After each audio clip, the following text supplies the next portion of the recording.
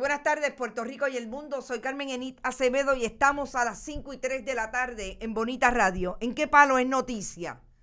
Y lo que es noticia esta tarde es que ya empezó el tiroteo entre Proyecto Dignidad y el Partido Popular Democrático, en este caso, el presidente electo, José Luis Dalmau, electo por la mayoría del Partido Popular, e igualmente con los votos de Joan Rodríguez Bebe, de Proyecto Dignidad, y del senador independiente, el senador Chaco Vargas Vidot.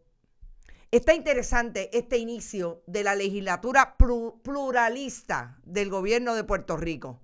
El tercer poder, el segundo poder, la rama legislativa, se compuso hoy con ese esfuerzo del país de llevar allí a los que no necesariamente eran electos en otras elecciones. Entiéndase, Victoria Ciudadana, Proyecto Dignidad. En el caso del Partido Independentista Puertorriqueño, quedan siempre aquellos que una y otra vez se turnan en el poder del Partido Independentista, entre ellos María de Lourdes Santiago al Senado de Puerto Rico. Es interesante lo que está pasando allí. Vamos a hablar de eso brevemente. Vamos a hablar de lo que dijo Joan Rodríguez Bebe cuando amarró a José Luis Dalmau en uno de los esfuerzos ideológicos más polémicos del Proyecto Dignidad, y es el caso de los derechos de las mujeres al aborto. Lo que va en contra, en el caso de Joan Rodríguez Bebe, de lo que dice la jurisprudencia, y ella es abogada. Vamos a hablar un poco de eso, y también recuerden que hoy tenemos la entrevista que le hiciéramos al fiscal federal en Puerto Rico, fiscal de Estados Unidos en Puerto Rico, Stephen Muldrow, sobre diferentes tópicos en 36 minutos. Hablamos de corrupción, hablamos de lo que hace la Fiscalía Federal para atender un problema que se ha constituido en grave en la comunidad de personas de edad avanzada en Puerto Rico. Hablamos de cuáles son los hincapiés, pero sobre todo, las preguntas más difíciles para Stephen Muldrow fueron preguntas relacionadas a lo que el Departamento de Justicia a nivel administrativo y de su oficina de responsabilidad profesional le ha dicho en presencialmente y a nivel de documentación, que tienen que arreglar, y la posibilidad de que estén atendiendo hoy un plan correctivo ante los 14 años de incumbencia de Rosemilia Rodríguez en esa oficina. No se la pueden perder, son 36 minutos. Nosotros vamos a discutir los temas más importantes que tenemos hasta ahora, entre ellos el asunto de Joan Rodríguez Bebe, que se estrenó hoy como legisladora con un tumbe al senador José Luis Dalmau. Pero antes, vamos a las palabras mágicas. No se olviden, compartan en bonitasradio.net. Usted puede no solamente acceder a todos nuestros contenidos, sino puede donar a través de PayPal y tarjetas de crédito. También puede hacerlo a través de la Fundación Periodismo Siglo XXI en su aplicación de ATH móvil en el área de negocios como Fundación sin fines de lucro. Fundación Periodismo Siglo XXI, la que hemos creado para conseguir el dinero y mantener el mecanismo económico que pueda sustentar el periodismo de investigación y de análisis que queremos insistir aquí en Bonita Radio, y que la fundación se va a constituir como ese elemento que va a producir esos contenidos para reproducirlos en Bonita Radio, que también lo puede hacer a través de cheques o giros postales a la Fundación Periodismo Siglo XXI, PMB 284, P.O. Box 19400, San Juan, Puerto Rico, 00919-4000. Importante, esas son las direcciones. Y como siempre les digo, está con nosotros la cooperativa de Vega Alta, siempre como un auspiciador de oro de este proyecto de periodismo. También está la cooperativa Abraham Rosa y Buen Vecino Café. Y por ahí siguen y seguirán, y hacemos el esfuerzo de que sigan uniéndose a nuestro proyecto periodístico para que sus productos también puedan tener la credibilidad que debe suponer el periodismo de mucha capacidad y compromiso con el país, al igual que pueden ser los auspiciadores. Así es que vamos al tema inicial. Joan Rodríguez Bebe, esa legisladora que también en un momento dado coqueteó con el asunto mediático y tenía cierta incumbencia en los programas de el abogado analista de uno de los canales tradicionales en Puerto Rico. Fundamentalista religiosa, católica practicante, y advierte que supuestamente sabe algo de derecho canónico. Hoy juró como senadora del Proyecto Dignidad y lo primero que hizo fue decirle a los feligreses y personas que acceden a sus cuentas de redes sociales que ella votó por José Luis Dalmau, porque José Luis Dalmau, como presidente del Senado y del Partido Popular Democrático, que tiene una mayoría nominal, que debería tener una mayoría nominal para ser electo, la tuvo en las personas en los votos de 12 populares y de 2 miembros de otros partidos, en el caso de Joan Rodríguez Bebe, Proyecto Dignidad, y de el independiente Vargas Vidot. ¿Por qué es importante resaltar lo que dice Joan Rodríguez Bebe? Porque Joan Rodríguez Bebe le dijo al país que ella votó por José Luis Dalmau porque se había comprometido a, por un lado, presentar legislación con relación a la limitación del derecho al aborto. Joan Rodríguez Bebe era el brazo católico de María Milagros Tata Charbonnier, a través de la figura de Carlos Pérez, el sacerdote que fue contratista del gobierno a través de la legislatura de Puerto Rico, de la Comisión de Revisión del Código Civil. Y esta era una de las portavoces de aquel discurso, igual que su líder del Proyecto Dignidad, candidato a la gobernación, de que había que inyectarle al Código Civil la figura del natimuerto. Y eso no es otra cosa que ir contra lo que el derecho y la jurisprudencia dice, no solamente en Puerto Rico, a nosotros nos aplica precisamente porque la jurisprudencia se trae del derecho del caso Roe versus Wade, que todavía no ha sido eliminado, tachado de la jurisprudencia, todavía no ha sido revertido por el Tribunal Supremo de Estados Unidos, que limitarle el derecho al aborto. Y era una de esas portavoces. Pues nada más y nada menos que ella dice que se viró, como dirían en country, y le dio el voto a José Luis Dalmau porque José Luis Dalmau le prometió que le dará paso a la discusión para que se incorpore en el reglamento del Senado un lenguaje que amplíe y robustezca la prohibición del nepotismo, incluyendo su modalidad cruzada. Eso está perfecto. Todos queremos que salga el nepotismo de la rama legislativa, que incorporaron allí miembros del Partido Popular, precisamente José Luis Dalmau, que tiene a su hermana dirigiendo su oficina desde que es legislador. Y también, y más abundantemente, lo que hizo Tomás Rivera Chats y Carlos Johnny Méndez, que no solamente sus esposas, sus exesposas, sus amigos, sus amigas, los maridos y las esposas, los hijos y las hijas talentosos de los legisladores de su partido trabajaban allí igualmente. Pero con relación al derecho al aborto, dijo, se comprometió a darle paso a medidas para regular el aborto y proteger la vida tanto de los niños en el vientre como de las madres gestantes. La verdad es que yo no sé quién es peor en ese sentido. Si el que lo promete, claro, no olvidemos que estamos escuchando la versión de Joan Rodríguez Bebe. Ahora hay que preguntarle a José Luis Dalmau si él en efecto le hizo una promesa a la senadora de reciente jura en la legislatura de Puerto Rico, le hizo esa promesa. Porque si no se la hizo, pues entonces estamos ante este dime y direte. O si él dice que no se la hizo, entonces empecemos a tener los titulares de Joan dice que él me mintió. Él me dijo que era eso y no era verdad. Que José Luis Dalmau dice que él le dijo que le iba a dar paso, pero que obviamente yo me imagino que José Luis Dalmau, que debe ser un zorro mucho más viejo que Joan Rodríguez Bebe en la política, dijo, bueno, yo le dije que lo presentara, pero yo no soy el único que vota. Si José Luis Dalmau es o no es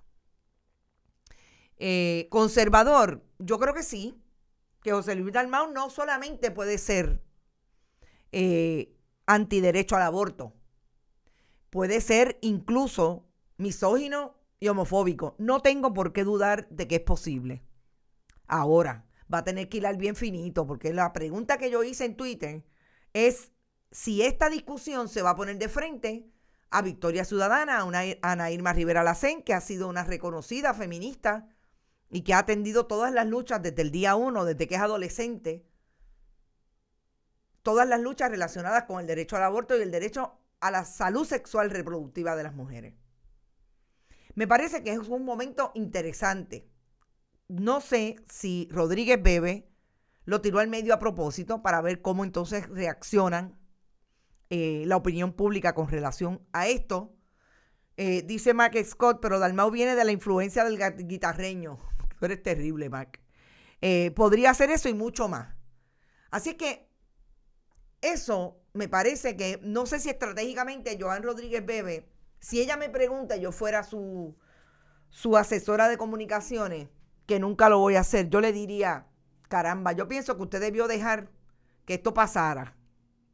Porque ahora puede decir cualquier cosa. De hecho, yo creo que ante lo precipitado del planteamiento de Joan Rodríguez Bebe, tiene defensas y tiene maneras de salir de ahí el presidente del Senado. Porque como presidente del Senado, él le puede decir, pues claro, yo voy a atender y voy a estar aquí. Ahora yo no soy el único que vota. Aquí hay un cuerpo colegiado. Si vota todo el mundo a favor del proyecto, pues tú pasas. Si no, vamos a ver entonces cómo vota José Luis Dalmau. Me parece súper interesante. Que se haya aliado Vargas Vidot con Tomás Rivera Chats, me parece bien interesante. Perdón, ya se alió en el pasado con Tomás Rivera Chats, que se haya aliado con José Luis Dalmau. Yo lo he dicho antes y lo voy a insistir. Chaco Vargas Vidot juega con el que le dé algo para él sentirse muy bien en su posición. Primero lo hizo con Luis Fortuño a través de su fundación comunitaria, de la fundación sin fines de lucro que le da servicios a las personas sin hogar y sobre todo a los adictos a drogas. Si algo le prometió en dinero, oiga, el dinero para un legislador tiene que ver con el funcionamiento de su oficina. Si le prometió que le iba a dar 5,000 pesos para el próximo contrato que le va a dar a alguien, Chaco Vargas Vidot. Si le prometió una comisión, la presidencia de una comisión. Eso lo veremos. Pero siempre en todo este juego político, desde que entró a las filas de la legislatura de Puerto Rico, Chaco Vargas Vidot ha recibido porque ha dado. Recibió 1.5 millones de dólares para su organización cuando le hizo a Luis Fortuño un anuncio, o ese fue el pago por el 1.5 millones a la organización, un anuncio en favor de la Policía de Puerto Rico, que es una de las instituciones y de los representantes institucionales de seguridad pública que más atacan a las personas sin hogar y a los clientes de la fundación que dirigía o dirige Chaco Vargas Vidot. Eso está ahí, eso es historia. A mí me encantaría que dijera que no. Pero hasta el momento, eso es lo que hay. ¿Quiénes votaron a favor? Pues como les digo, se unieron esos dos votos que obviamente les dio la posibilidad de ser presidente del Senado, José Luis Dalmau. Victoria Ciudadana, Ana Irma Rivera Lacén y Rafael Bernabe se abstuvieron porque admitieron que no iban a participar, se iban a abstener de entrar en esa discusión o selección del presidente, y María de Lourdes Santiago decidió, por supuestamente una decisión institucional del Partido Independentista, que no iban a entrar a participar tampoco del asunto de la presidencia del Senado. La senadora Marieli González Huertas, y esto es bien interesante igualmente, me parece que aquí es que José Luis Dalmau puede estar protegiéndose de ese ser conservador que pueda estar en algún momento señalado como un problema institucional a la hora de dirigir el Senado de Puerto Rico. José Luis Dalmau se escogió, ese caucus del Partido Popular escogió como vicepresidenta a la senadora Marieli González Huertas, una joven que ven en pantalla a mano izquierda del Partido Popular en Ponce, quien fuera psicóloga, trabajó en proyectos Head Start, interesante, con la preparación que viene de atender el sistema educativo de Puerto Rico, y la senadora Gretchen Howe como portavoz alterna.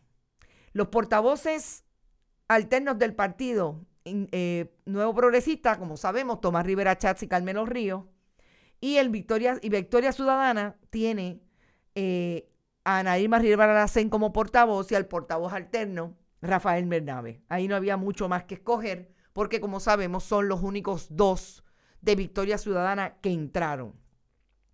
Si José Luis Dalmau se va de alguna manera a mantener a la distancia en el discurso conservador versus las dos legisladoras de nuevo cuño, ambas son nuevas, son del sur ambas, como les dije, una, la vicepresidenta del Senado, viene de esa preparación de educación, es psicóloga, etcétera, y Howe Irizarry es abogada y tiene una maestría en administración de empresas y recursos humanos. Fue ayudante ejecutiva del alcalde de Calley, Rolando Ortiz Velázquez, por 20 años. Y fungió como directora ejecutiva de la Asociación de Alcaldes por 4. Esta joven abogada tiene una experiencia de un mundo del Partido Popular que no está fácil. Un alcalde como Rolando Ortiz Velázquez es el alcalde potrón, como dirían en country. Es el alcalde que va a él y hace lo que él entiende es bueno para su pueblo y se distancia. Pocos pudieron controlarlo, y una de esas fue Sila María Calderón.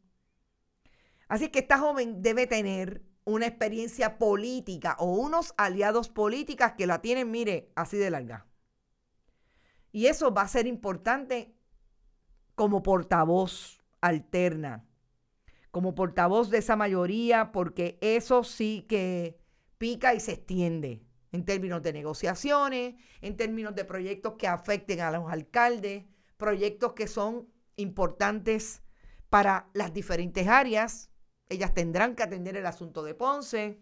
O sea, es interesante que haya escogido el Partido Popular estas dos mujeres que son nuevas, que no sabemos todavía cómo se exponen en el mundo político, cómo van a tener y si van a tener juego de pies en la legislatura de Puerto Rico, qué tan importante es tenerlo. Así que yo creo que va a ser bien interesante y hoy empezamos a tener muestra de eso. Yo creo que a partir de mañana vamos a ver de quién van a ser las comisiones. Las comisiones también son importantes en términos de quién va a tener poder y quién no va a tener poder. Ya tenemos algún viso de cómo va a ser el trabajo legislativo de un ex secretario del Departamento de Hacienda, Juan Zaragoza, que ha dicho claramente que él se va a encargar como presidente de la Comisión de Hacienda, de Presupuesto y de la Junta de Control Fiscal, de que las agencias hagan su trabajo. Así que si va a tener un fiscalizador legislativo, Pedro Pierluisi en el Ejecutivo, aparenta ser Juan Zaragoza. Y si alguien sabe de lo que es trabajar en el Ejecutivo con una Junta de Control Fiscal, con dedos amarrados porque el partido político le está pisando los callos porque no quiere que le metan las manos a las iglesias en términos de las contribuciones, es Juan Zaragoza. Así que me parece que va a ser un interesante cuatrienio en términos de la relación entre el Ejecutivo y el Legislativo por esos personajes que están fluyendo. Y vamos a ver qué pasa con los senadores y representantes de Victoria Ciudadana, que también tendrán mucho que decir. ¿Qué dijo Juan Dalmau como prioridad? Me parece súper importante.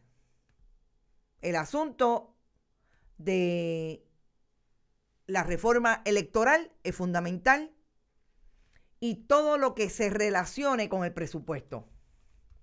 Claro, porque es que no hay manera de seguir viviendo que haya un gobierno que pueda tener vigencia si no hay un desarrollo en esas dos vías. Comisión Estatal de Elecciones que precisamente hoy, porque fueron al tribunal el Partido Independentista Puertorriqueño, Victoria Ciudadana y Proyecto Dignidad, tuvieron ya una decisión relacionada con lo que puede empezar a ser la intervención del judicial en todo lo que ha pasado en las elecciones de Puerto Rico. El juez Anthony Cuevas le acaba de decir a la Comisión Estatal de Elecciones: no te vistas que no va. Muestra causa de por qué no debo entender que hay una violación de derechos cuando le quitan la representatividad de un comisionado o una comisionada electoral a los partidos de minoría. Partido Independentista Puertorriqueño, Victoria Ciudadana y el Proyecto Dignidad. Eso es súper importante. En el momento en que estamos hablando de que es este mismo juez quien ha sido bien interesantemente y ha estado apegado al derecho a las minorías, al derecho en general de aquellos que se entienden marginados dentro de los procesos del sistema político. Y yo creo que esto es bien importante e interesante. Ojo, Manuel Natal dijo anoche que van a ir al tribunal a exigir, de alguna manera cuestionar la certificación de Miguel Romero como alcalde del municipio de San Juan. Y eso sigue siendo importante a la luz de los otros casos que se den. Entiendo que ya el presidente de la Comisión Estatal de Elecciones, Francisco Rosado Colomer, ha dicho que va a revisar, vale que revise, la parte peticionada, es decir, el PIB, Victoria Ciudadana y el Proyecto Dignidad tienen hasta el próximo 14 de enero a las 4 de la tarde para que muestren causa por cual no debamos conceder los remedios solicitados. La parte peticionada, así como las partes con interés, quedan advertidos que transcurrido dicho término sin haber actuado comparecido por escrito o mostrar causa, este tribunal procederá a conceder todos los remedios solicitados sin más citarle, oírle ni leerle. Considerada la naturaleza extraordinaria del escrito presentado, la parte peticionaria deberá diligenciar y además notificar. Eso es como parte de las reglas de procedimiento civil y tienen que obviamente incluir todo lo que digan relacionado a este caso a través del proceso electrónico del tribunal, alias SUMAC. Esto es súper interesante y es súper importante. Yo he dicho que este no va a ser el único pleito que haya con relación a las elecciones. Ahí está todavía lo que haya o no encontrado Victoria Ciudadana. No dice Manuel Natal que encontraron, dice que va a ir. Me llamó la atención que no dijera mucho más en términos de lo que encontraron en su admisión de ayer, que escuchó a los que fueron al escrutinio y a base de lo que dialogó con ellos, por eso van a ir al tribunal. Yo creo que Manuel Natal sabe, como abogado que es, que no es lo que le dijeron los que escrutaron o participaron del proceso de escrutinio. Yo creo que hay que ir al tribunal con evidencia y yo espero que la tengan, porque en efecto aquí nadie se cree que no hubo irregularidades. Las irregularidades están plasmadas ahí en los hechos que se dieron desde la desaparición de maletines hasta que votaron 3,000 personas cuando solamente 1,000 pidieron, en algunos casos, el voto por adelantado. Así que esto va a picar y se va a extender. Pero son las 5:28 y yo quiero que vayamos al video de esa entrevista que le hiciéramos a Stephen Muldrow. Yo creo que para adelantar o que estén muy pendientes, me gustaría que atendieran la manera en que Stephen Muldrow contestó lo que a mi juicio fueron las preguntas más incómodas. Pero va a ser importante que podamos atender lo que Stephen Muldrow no dijo, pero reveló demasiado con relación a eso que la Fiscalía de Estados Unidos en Puerto Rico puede haber sufrido en 14 años, que está dicho ahí por los casos que tuvo la fiscal Rodríguez y que todavía no se dilucidan, por lo menos uno de ellos, de funcionarios de esa fiscalía que la acusaron de prácticas ilegales y discriminatorias en el ejercicio de su poder allí. Y hay unas miradas importantes relacionadas a cómo es que Estados Unidos decide lo que pasa en esa fiscalía. Vamos a ver si ustedes entienden que Stephen Muldrow contestó o no contestó. Cuando terminemos, yo regreso, pero voy a despedir el programa porque nos vamos a pasar más de la hora. Y mañana vamos al análisis de las cosas que dijo o no dijo Stephen Muldrow en esa entrevista. Vamos a eso y cuando terminemos nos despedimos. No me voy sin despedirme. Fiscal Muldrow, Stephen Muldrow, qué bueno que atiende hoy a los internautas de Bonita Radio, más allá de Carmen Acevedo. Vamos a hablar de la Fiscalía Federal, vamos a hablar de su trabajo acá en este año y un par de meses. Vamos a empezar quizás por lo que ustedes han venido gestionando públicamente recientemente, que es los proyectos alrededor de los delitos contra personas de edad avanzada. Puerto Rico es una sociedad envejecida que a través de diferentes instancias, sobre todo la Oficina de la Procuradora de las Personas de Edad Avanzada y organismos como las instituciones bancarias, han identificado lo que se conoce como explotación financiera. ¿Dónde está, en este caso, la Fiscalía Federal atendiendo esos posibles delitos y cuál es la jurisdicción que tiene la Fiscalía con relación a esos asuntos? No, y gracias por la oportunidad de hablar con ustedes. Y nosotros hemos creado una división que tiene que ver con el enlace con la comunidad y de asuntos públicos, que la jefa de ese grupo es Jackie Novas. Ella también es la coordinadora del Elder Justice Task Force. Y ese es un grupo de agencias federales y también estatales que están trabajando juntos. Recientemente, en el año 2020, obviamente con el COVID, ellos han hecho un tremendo trabajo ayudando con la Guardia Nacional y otros departamentos de salud, ayudar a la comunidad en las ejidas y en otros sitios. Pero también nosotros hemos empezado con una campaña educativa para que evitamos esos tipos de fraude, en el sentido de que las personas pueden tomar precauciones y tener más conocimiento de los riesgos y cómo operaban esos criminales. Cuando usted me habla de fraude, ¿está específicamente hablando de lo último que ustedes denunciaron, que era el fraude a través del teléfono? Sí, eso es bien común. Esos son casos que son difíciles a probar, entonces para mí siempre es mejor prevenir ese tipo de delito, en el asunto de que la gente tiene que tener conocimiento que, por ejemplo, Seguro Social no llama por teléfono, el IRS no va a llamar por teléfono y dando amenazas que te van a arrestar, y si no da información sobre su cuenta bancaria en ese momento, y obviamente esa persona pone mucha presión a las personas y toman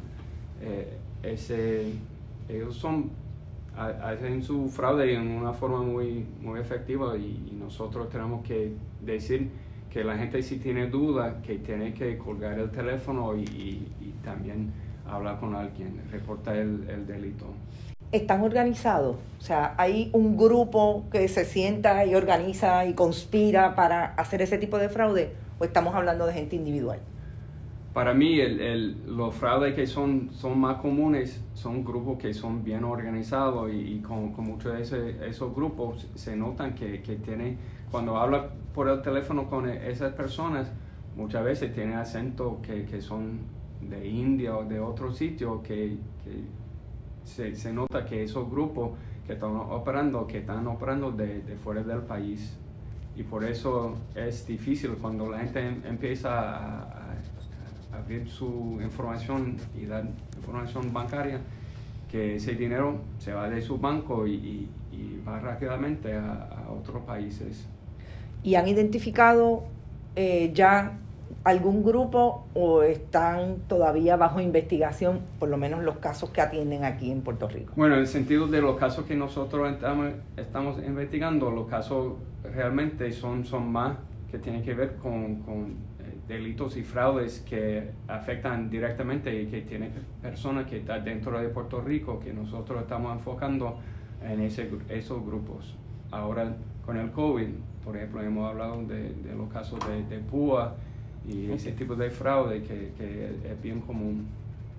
En el caso de las personas de edad avanzada, el Departamento de Justicia a nivel de Washington tiene también una preocupación relacionada, porque obviamente si sale interestatal, ¿verdad? Sale también a nivel fuera de la nación de Estados Unidos, y en caso de Puerto Rico, que es la jurisdicción, hay una amplitud para determinar de dónde están saliendo, porque no es nuevo que te llaman de la India, claro. No es nuevo que te llaman de Rusia. Sí.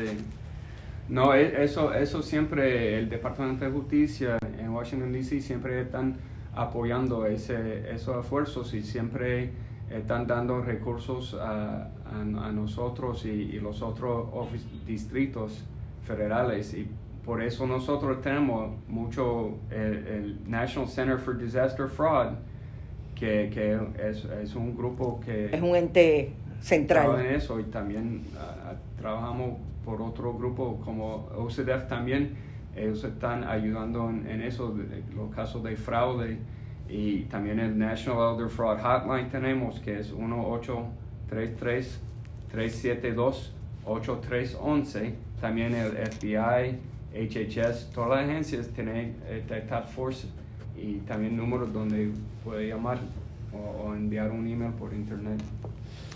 Vamos a pasar un poco a lo que es Fiscalía de Distrito de Puerto Rico, Departamento de Justicia en Washington. ¿Cómo se organiza Washington para determinar que Puerto Rico es esta fiscalía que necesita estos recursos? Digamos, la primera pregunta sería: ¿hay más fiscales en Puerto Rico hoy y unidades investigativas dentro de la fiscalía que lo que había hace 15 años? Oh, sí, hay mucho más. El Departamento de Justicia siempre está mirando dónde necesitamos los diferentes distritos recursos. Por ejemplo, hace como 3 o 4 años hubo un análisis de distritos que necesitaban fiscales para trabajar en los casos de delitos de violencia, y Puerto Rico recibió 3 fiscales nuevos. Estos recursos nos ayudan mucho. Nosotros ahora mismo tenemos como 62 fiscales en total. Eso en la criminal, la civil, de apelación y otro área donde trabajamos.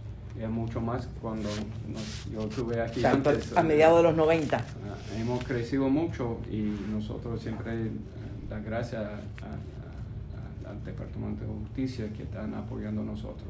Hemos añadido un fiscal en la civil para Affirmative Civil Enforcement, ACE, que siempre he hablado de ese programa de tratar de usar los recursos y las leyes civiles para recuperar dinero. Y que también la ley de reclamaciones falsas, que podemos recibir triple los daños en ese tipo de casos de fraude.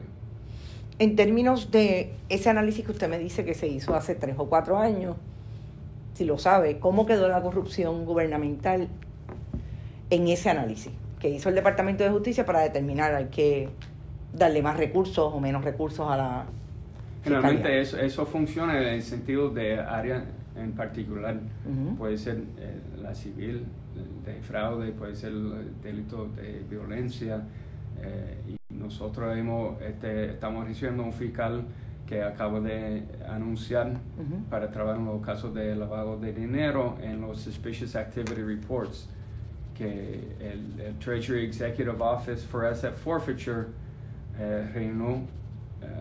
sentó con nosotros y nosotros explicamos que necesitamos más recursos y a través de ese programa vamos a recibir un fiscal para trabajar los casos de lavado de dinero, que está parte de otra iniciativa que creó una división de lavado de dinero y Miriam está coordinando ese. Miriam Fernández. Cuando yo le menciono el tema de la corrupción, usted estuvo en Puerto Rico en una época, y me corrige, estuvo asignado a crímenes violentos. Sí, y también OCDEF y los casos de drogas y lavado de dinero. Exacto. Y también delitos con violencia. Participó en Greenback, en aquel momento en que Guillermo dirigió aquel grupo. Bueno, Greenback, yo llegué aquí en 95 y... Exacto, y ya Greenback... Años, sí, eso ya había pasado. Había pasado, o sea que... Pero era una mentalidad y me dice si le parece una percepción correcta, que tenía el fiscal Hill en un momento en que en Puerto Rico había un interés por parte del Departamento de Justicia, pero también mucha actividad de narcotráfico que se organizaba de una manera más coherente. Eran las grandes organizaciones tipo Sonia la Nena, Juan Motora en Cagua. Habían muchas organizaciones y usted participó de ese proyecto, no de Greenback, pero más tarde Crímenes Violentos. Pero también en aquel momento empezaron a dilucidarse los casos de corrupción más visibles. Y esta fiscalía fue quizás fundamental en el ejercicio de llevar esos casos a acusaciones de gran jurado y finalmente convicciones. Usted tuvo aquella experiencia como parte de esta oficina. Bueno, la verdad es que yo sé que esos tipos de casos estaban investigando, pero... No investigó ninguno propiamente porque usted estaba en otra área, pero... exacto, y cuando yo empecé aquí, yo siempre he dicho que la corrupción es algo que es bien importante, que nosotros tenemos que investigar, pero también es muy importante enfatizar que yo no veo colores, yo no estoy aquí para investigar en un área u otro, solamente todos los casos que existen nosotros vamos a investigar. Claro, pero en aquel momento usted no los investigó, pero era parte de una oficina que podemos recordar que era muy vocal y muy, digamos, clara en establecer que tenían unas investigaciones puntuales con relación a la corrupción. Y podríamos hablar de que por lo menos una vez al mes habían intervenciones. ¿Cómo usted compara aquella fiscalía, como que lo que ocurría en aquella fiscalía con los casos de corrupción, a la experiencia que usted ha tenido en este último año? Bueno, la verdad es que yo no estoy aquí para comparar lo que pasó en aquel entonces. Yo estoy aquí para hacer mi trabajo en una forma que yo creo que es correcto y yo siempre voy a investigar cualquier caso donde recibimos información que alguien está cometiendo un delito federal. Y también, vuelvo y repito, yo no veo colores, yo no veo partido, yo veo si hay un caso de corrupción, vamos a investigar. Y la verdad es que hablar de lo que pasó en el pasado no ayuda a nosotros a mover. No, vamos a hablar de lo que está pasando en el presente. Sí. ¿Usted estaría de acuerdo con establecer que es una cuestión de hecho? Que los casos que usted ha tenido ante sí y ha hecho conferencias de prensa involucran a un partido de gobierno que pertenece a una colectividad política en Puerto Rico, que es el Partido Nuevo Progresista. Bueno, lo que yo voy a decir, y luego repito, yo no voy a estar aquí para hablar... No, es una cuestión de hecho, no estoy especulando, es una cuestión de hecho. Okay. O sea, es una cuestión de hecho, it's a fact, que el Partido Nuevo Progresista es el que está en el poder y los casos que usted ha tenido que salir a una conferencia de prensa para decir que el gran jurado bajo acusaciones pertenecen, esos acusados, políticos electos incluso, a ese partido. Sí. Bueno, lo que yo voy a decir es que nosotros recibimos información sobre una persona que está cometiendo un delito federal. Si sea cualquier partido, eso no importa. Lo que es importante es que nosotros siempre vamos a investigar cualquier caso, cualquier información que recibimos de personas que si están vendiendo droga en la calle, vamos a investigar. Si están robando dinero o haciendo un carjacking, vamos a investigar. Si están envueltos en una corrupción, que vamos a investigar. Pero yo no voy a hablar de si es un partido o otro partido. Pero estamos claros que la acusación federal establece que María Milagros Tata Charbonnier era una funcionaria electa del Partido Nuevo Progresista. Bueno, luego repito, no estoy aquí para hablar sobre un partido. Es obvio si una persona es parte de un partido o otro partido, es obvio. Claro. Eso, pero para mí, estamos investigando personas, no partidos. O sea que usted nunca lo vamos a ver diciendo, por ejemplo, como dijo Guillermo Gil Bonal en una conferencia de prensa, que la corrupción tiene nombre y apellido desde el Partido Nuevo Progresista. Yo no voy a decir eso. Okay. Y creo que es claro. Okay. Y voy a repetir para la tercera vez. Estoy aquí para investigar personas que están cometiendo delitos. No estoy aquí para mirar partido, ni color, ni raza, ni nada que no tiene que ver con una persona que está cometiendo un delito.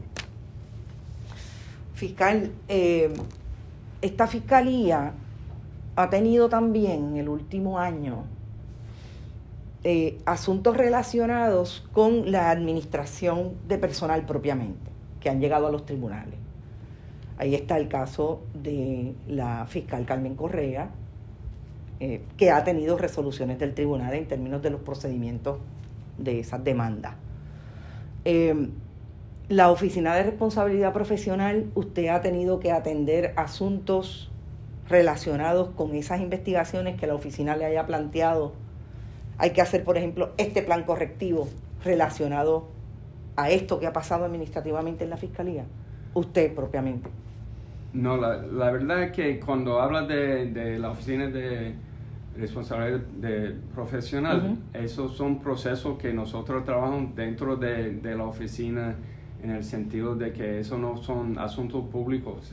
Entonces la verdad es que yo no puedo comentar si nosotros estamos trabajando algo con ellos, pero la verdad es que nosotros, desde que yo empecé, la oficina, de mi punto de vista, está corriendo muy bien.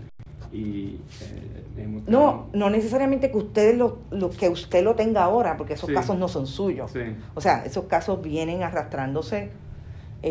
Son 2 demandas por un caso de la fiscal Correa y otras relacionadas, y no son en el periodo en que usted ha estado.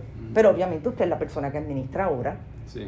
Y yo lo que quisiera saber es si en efecto le pidió la Oficina de Responsabilidad Profesional un plan correctivo con relación a esos asuntos, y si se ha hecho, o cuál es la posición de la Fiscalía. Sí, vuelvo y repito, haciendo la pregunta le da la impresión que hay algo que tenemos que corregir, o que es un plan que... No, la pregunta es si se ha hecho, o sea, si se le ha pedido. Sí, pero la verdad es que nosotros nunca comentamos en eso. Entonces, si yo digo que no voy a comentar en eso, le va a dar la impresión que hay algo allí. Pero créeme que no hay nada ahí, nosotros no tenemos ningún plan, nadie está pidiendo un plan correctivo donde nosotros, pero el hecho que está haciendo la pregunta está creando la impresión que hay una razón por eso, y la verdad es que eso no es correcto, no es justo. No, la pregunta se fundamenta exclusivamente en que nosotros entendemos que tenemos derecho a hacer la pregunta y usted la contesta sí, pero si la puede contestar, y si no, pues no hay problema, pero realmente no. No, pero la verdad es que usted sabe que nosotros no podemos comentar sobre cosas que están dentro del Departamento de Justicia si tenemos un acuerdo, si estamos hablando con una oficina dentro de Justicia, y para hacer la pregunta sabiendo que yo no puedo comentar en eso, dando la impresión, cuando yo digo que no voy a comentar, que eso le da una impresión de que pues, quiero que el público entiende que eso no existe. No hay ningún plan, no hay nada. No hay ninguna petición de plan, claro etcétera. Claro que no. Muy bien. Usted está aquí con un nombramiento del presidente Trump. Sí. Aparentemente, y usted me corrige si es cierto, por lo menos hemos escuchado las expresiones y las hemos visto en la cobertura de la prensa de Estados Unidos relacionada con el presidente electo Biden, que ha dicho que va a remover, o sea, en su capacidad, ¿verdad?, como presidente electo, a todos los fiscales de distrito. Usted está aquí hasta el 20 de enero, cuando asuma la posición el presidente electo. Sabemos que en Puerto Rico la tendencia siempre ha sido que aun cuando cambia el presidente se puede haber un interinato, y ahí entra de alguna manera los jueces y se quedan interinatos. Esa fue la posición todo el tiempo de Guillermo Gil y después de Rosemilia Rodríguez. ¿Usted anticipa eso o usted pretende irse el 20 de enero? Bueno, ¿cuál es la...? Lo que usted mencionó, que la nueva administración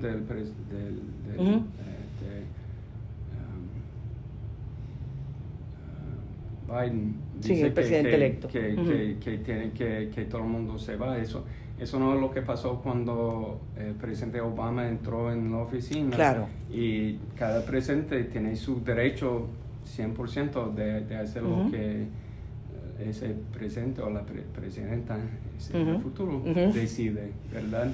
Entonces yo estoy aquí para hacer mi trabajo hasta que el presidente electo decide que no. O sea, que si llega... porque hay un proceso formal. Exacto, eso iba. Hay un proceso formal cuando un fiscal se va de la oficina, que el First Assistant U.S. Attorney se convierte como the Vacancy Reform Act, decide que esa persona asume responsabilidad por ser el fiscal del distrito. Ese es exactamente lo que pasó en Tampa. Cuando yo era el fiscal en Tampa, yo era el número 2 en la oficina en marzo del año 2016, creo. 17. 17, que yo asumí ser el jefe de la oficina. Yo era el Acting United States Attorney en Tampa, en el distrito mediano de la Florida. Entonces, ese proceso formal es un poco como y de hecho se llama a sí mismo, es la vacante pro forma, ¿verdad? Sí. El presidente puede ejercitarla o no puede ejercitarla. Si le envía, pues mire, hasta aquí llegamos, estoy en posición de nominar a un segundo, usted se iría. Pero si eso no ocurre, ¿usted está disponible para seguir en esta posición como interino, si ese fuera el caso, en términos del procedimiento formal? Eso no es como el proceso funciona. Okay. Si yo me voy, el número 2 en la oficina, bajo la ley, exacto, asume el puesto de número 1. Exacto. Y siempre he dicho que estoy dispuesto a quedarme en el puesto, pero eso es 100% la decisión del presidente. Claro, la decisión Sí. ¿Cuál diría que para usted ha sido dentro de su política como fiscal de distrito,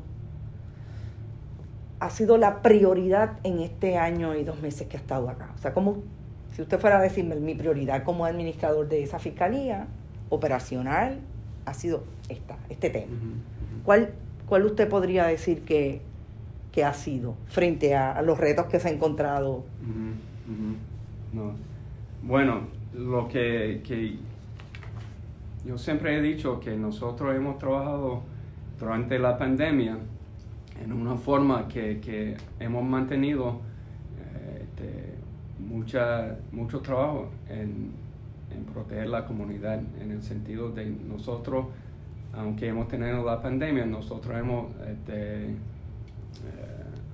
we've hired, nosotros ha tenido que reclutar. Reclutado muchos fiscales, 7 fiscales nuevos, que es más del 10% del número en la oficina, y estamos cogiendo más recursos y hemos tenido gran rollo de mayo de este año y seguimos intentando casos de todo tipo de casos.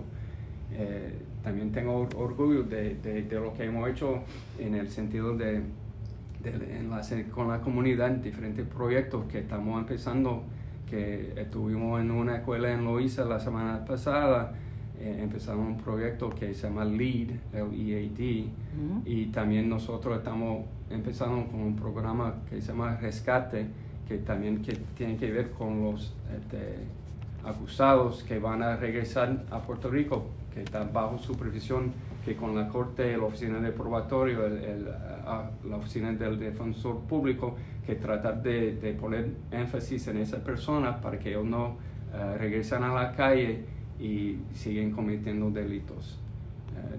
Entonces nosotros tenemos mucho éxito y también hemos tenido un éxito en el programa del Elder Justice Task Force o sea que, durante COVID. O sea que usted, hay un trabajo que quizás antes lo hacían pero no era tan visible. Hay un trabajo que la Fiscalía está queriendo asumir en las comunidades, ¿verdad? La figura del fiscal siempre se establece, o de una oficina de fiscales, se mira desde el punto de vista de el hacer valer o cumplir la ley.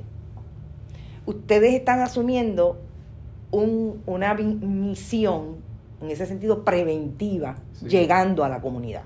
Eso es así. Obviamente, en el caso de las personas de edad avanzada, pues también es de fiscalización y puesta de investigación, pero hay un trabajo que están haciendo alrededor de las comunidades. Sí, pero también quiero enfatizar que nosotros hemos puesto mucha prioridad en las armas de fuego, la guerra contra el narcotráfico. Nosotros, a través del Caribbean Corridor Strike Force, estamos trabajando junto con las agencias federales y estatales y hemos visto mucho éxito en el sentido de, por ejemplo, al principio del año, el precio de un kilo de cocaína era alrededor de $20,000. Ahora estamos llegando a casi a las 30. Eso refleja que no hay la cantidad de droga en la isla como antes. Y, por ejemplo, creo que la semana pasada nosotros hemos interceptado como 10 barcos, 10 casos, o 5 barcos, las lanchas rápidas y ese tipo de cosas, que nosotros hemos tenido mucho más casos que antes. En el caso de las incautaciones también ha habido mucho dinero. Sí. El más grande, el que encontraron, $25.8 millones que encontraron en la bahía de San Juan. Eso sí. Siempre se da la impresión de que se llega a ese punto y obviamente hay una organización detrás, ¿verdad? $25 millones no tiene el punto de droga de determinado lugar. La inteligencia que ustedes tienen llega hasta el final, hasta al final para nosotros, pero también principio de esa organización, o eso es el proceso que se toma a regular una investigación criminal en esos casos? No, y nosotros también estamos investigando mucho el movimiento de dinero, no solamente aquí en Puerto Rico, las Islas Vírgenes, pero también en Colombia, en Venezuela, y creo que ustedes van a ver casos de ese tipo de investigaciones que no son solamente un caso aquí, pero también internacional, donde estamos acusando los jefes de los carteles que están en Colombia y otros países. O sea que quizás podemos ver esa conferencia donde se establezca el networking, ¿verdad? Que quizás usted diga, y esto es un ejemplo hipotético, los 25.8 millones llegaron a través de, y estos fueron los elementos acusados en otros lugares. Sí. O sea, es a ese nivel. Okay. Y es posible que veamos pronto ese tipo de intervenciones o ese tipo de explicación y visibilidad para llegar a lo que es la noticia, ¿verdad? En donde okay. Sí. Un poco recogiendo en este momento, sabe que nosotros tenemos un proceso electoral que no ha culminado porque no hay certificaciones oficiales de nada. Ustedes dijeron en un momento dado y lo anunciaron, que tenían grupos de trabajo relacionados con las elecciones. Vigilancia, y que habían recibido querellas y estaban investigando. ¿Hay más querellas o son las mismas querellas que ya ustedes habían dicho que habían recibido y que estaba investigando el FBI? La verdad que entiendo que siempre recibimos información del pueblo y quiero agradecer eso, pero en cuestión de número de querellas o información desde antes, yo no puedo decir si son más, pero siempre estamos recibiendo información y siempre vamos a investigar cualquier información que recibimos. Pero podemos decir que hay activas investigaciones relacionadas a las elecciones. Bueno, yo voy a decir que nosotros recibimos información y vamos a investigar si es apropiado. Ok. En términos de los casos de los últimos casos que usted ha reseñado, que el gran jurado ha recibido, antes de eso, ¿cómo ha sido la complejidad de atender gran jurados, que es el mecanismo que ustedes utilizan de acusación en esta pandemia? Bueno, buena pregunta. Nosotros hemos tenido mucho apoyo del Clerk of Court, María Anton Giorgi, y los jueces, porque en el sentido de que ellos han tomado precauciones y para que el gran jurado pueda reunirse en una forma que proteja los gran jurados, los testigos, los fiscales, y es un proceso que como mencioné, hemos empezado en mayo, que creo que nosotros éramos uno de los primeros distritos que tenía esa oportunidad de seguir investigando casos.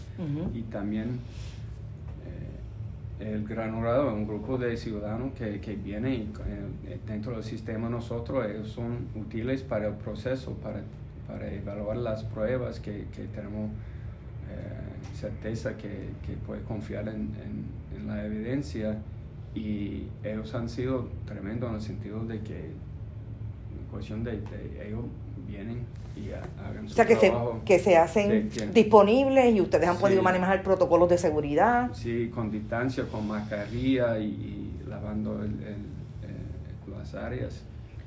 ¿Y sigue siendo donde siempre o tuvieron que cambiar la posibilidad, o sea, la búsqueda de lugares y espacios por las condiciones de la pandemia? ¿Tuvieron que alterar?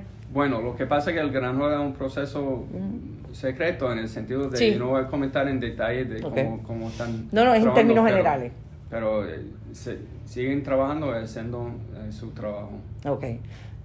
¿Y vislumbra, por ejemplo, que se active de las investigaciones que tiene pendientes próximamente, además de lo que me ha dicho de la posibilidad de los casos de drogas, etcétera, otro tipo de casos, por ejemplo, lavado de dinero? Sabemos que ustedes han entrado en las investigaciones también a través del Inspector General de la IRS con relación a los casos de ley 2022. ¿Podríamos estar viendo próximamente casos relacionados, casos de corrupción? Bueno, siempre vamos a ver casos nuevos en toda esa área. Otra área mencionaste que de lo que hemos hecho en el año pasado, durante mi tiempo aquí, nosotros hemos puesto más recursos en el área de los casos de proyecto Niñez Segura, que ahora está el Project Safe Childhood Coordinator Jennifer Hernández, y estamos haciendo más casos en ese área y yo he puesto más recursos para proteger los niños en la comunidad. Eso, ahí entra todo lo relacionado con los casos de ICE y pornografía, etcétera. Eso así. Okay. Yo creo que lo último sería, fiscal, si alguien le dijera que hace falta en Puerto Rico desde el punto de vista, ¿verdad?, de esta fiscalía, para que la gente no tuviera la percepción de que es posible que hay delitos en Puerto Rico, sobre todo en el asunto de la corrupción, de que hay impunidad. Y no le estoy diciendo que tenga que ver con uno o otro elemento institucional, pero usted, como una persona que ha administrado la justicia desde una institución como la Fiscalía Federal en Puerto Rico, ¿qué usted podría decir que hace falta para que el país tenga más confianza en los sistemas?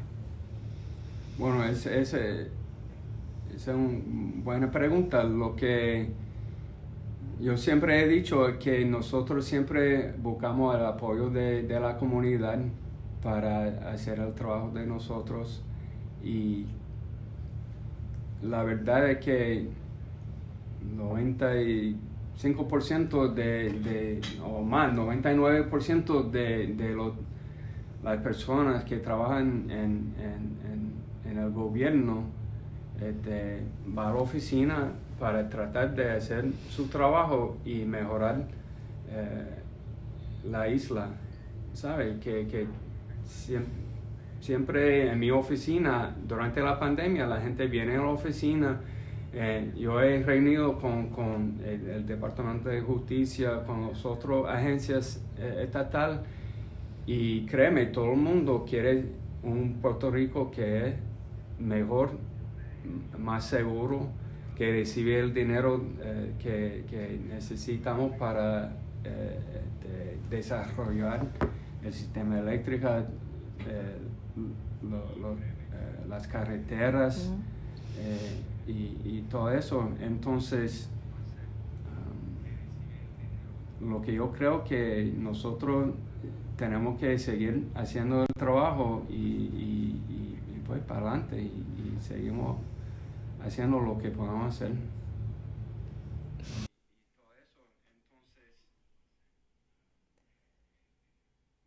Fiscal Muldrow, Stephen Muldrow, qué bueno que a ti. Bueno, escucharon al fiscal Muldrow. ¿Qué yo les puedo decir de esta entrevista? Que no sea que Stephen Muldrow contestó como un fiscal adiestrado para no adelantar criterio, si se puede decir de alguna manera, de lo que está pasando en Puerto Rico con relación a investigaciones de corrupción. Ahí está, y ustedes las enumeran.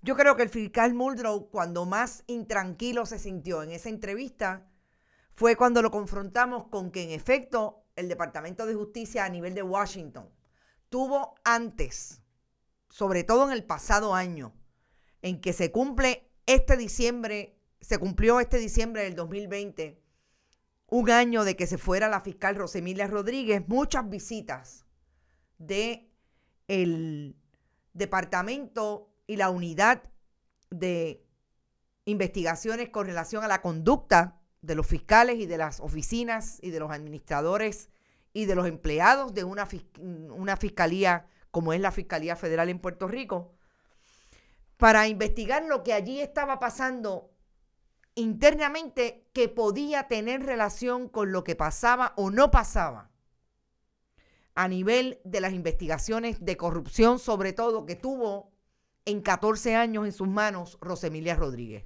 y otros miembros del liderato de esa oficina. Creo que sí, que fue el momento más difícil. Fue el momento en que, como ustedes dijeron, se puso a la defensiva. Y eso, yo creo, ponlo en la nevera. No vamos a tardar en conocer lo que está ocurriendo, porque el problema que tiene Stephen Muldrow es que ellos no quieren revelar lo que está ocurriendo administrativamente, ellos como Departamento de Justicia y él como administrador de esta fiscalía. Pero hay un procedimiento, hay un caso todavía que tiene viva el Departamento de Justicia y la fiscal Carmen Márquez, que yo creo que va a destapar de una vez y por todas lo que ocurrió, a menos que el Departamento de Justicia y la nueva administración no levante las manos y no sepamos nunca lo que ocurrió en materia, sobre todo del manejo de investigaciones que se dio allí. Y que no olvidemos que una de las fiscales que salió y que en algún momento el Departamento de Justicia y el Tribunal de Apelaciones en Boston tuvo que decir algo con relación al manejo de un caso de drogas fue la ex fiscal y ex secretaria del Departamento de Justicia de Puerto Rico bajo Wanda Vázquez Garcet, gobernadora sucesoral, la licenciada y ex fiscal Quiñones, Longo Quiñones. Y yo creo que eso va a ser bien interesante. Algo, pues de alguna manera nos vamos a enterar. ¿Cómo es que el Departamento de Justicia como institución decide finalmente qué ocurrió en esos 14 años que podría tener implicaciones en cómo se manejaron no solamente los asuntos administrativos en esa fiscalía, sino que redundaron en 14 años de que no hubo casi acusaciones, a pesar de todas las investigaciones que habían pendientes? Ahí está Toabaja, ahí está San Juan con Santini, Aníbal Vega Borges en Toabaja. A pesar de esas investigaciones, no se investigó y no hubo consecuencias en el manejo de esos posibles delitos contra la función pública. Finalmente, tengo que comentar, y me tengo que ir, son las 6:10, que acaba de haber un incidente violento en el que por lo menos 2 policías, un municipal, se sumó otra muerte, son 3, 2 policías municipales y un estatal murieron en medio de una persecución con personas, no sabemos si son hombres o mujeres, que iban aparentemente en medio de una persecución con la policía en dirección de Carolina, de San Juan hacia Carolina, y en la altura de la avenida Valdoriotti de Castro de el Embassy Suites, el hotel. Allí fueron tiroteados y murieron hasta el momento 2 policías municipales y un policía estatal. Y fíjense que casi lo último que hablamos con el fiscal Muldrow fue precisamente esas investigaciones del nivel de narcotráfico, que son las que casi siempre están relacionadas a los hechos de sangre y a los casos terribles como este que estamos mencionando hoy. Vamos a ver qué hacen. Está allí parte de dispositivos efectivos del negociador federal de investigaciones en la escena del crimen. Vamos a ver qué ocurre con relación a este caso. Ricardo Vargas Molina, saludos Ricardo, dice, bajo Fortuño no hubo investigaciones, ¿no? 2009-2013. ¿Y quiénes eran los mejores amigos de Rosemilia Rodríguez? Luis Fortuño y Jennifer González, comisionada residente. Y se nos sigue cayendo el país, dice Mac Scott. Bueno, yo me voy, nos vemos mañana a las 11 de la mañana. No olvidemos que mañana a las 11 estamos como siempre en Noticias con Café, que siempre pueden ir a bonitasradio.net. Allí usted puede donar a través de PayPal y tarjetas de crédito, que igualmente puede hacerlo a través de su ATH móvil, Fundación Periodismo 21. También a través de envío de cheques o giros postales a Fundación Periodismo Siglo XXI, PMB 284, PO Box 19400, San Juan, Puerto Rico 00919-4000, que está con nosotros siempre.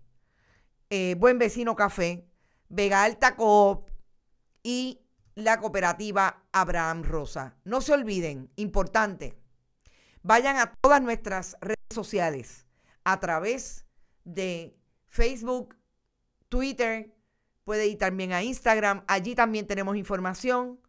Y lo más importante, siempre compartan nuestros contenidos, sobre todo esta entrevista que hemos tenido con Stephen Muldrow, que me parece que va a ser importante que la mantengamos en sintonía. Ponlo en la nevera, hay país, lo que no hay es gobierno. Mañana hablaremos de lo que aparentemente están poniendo al día ahora, el proceso de vacunación. Hablaremos de eso mañana. Éxito. Y no se olviden, compartan. Nos vemos mañana. Que descansen como siempre. Hasta siempre. Nos vemos mañana a las 11.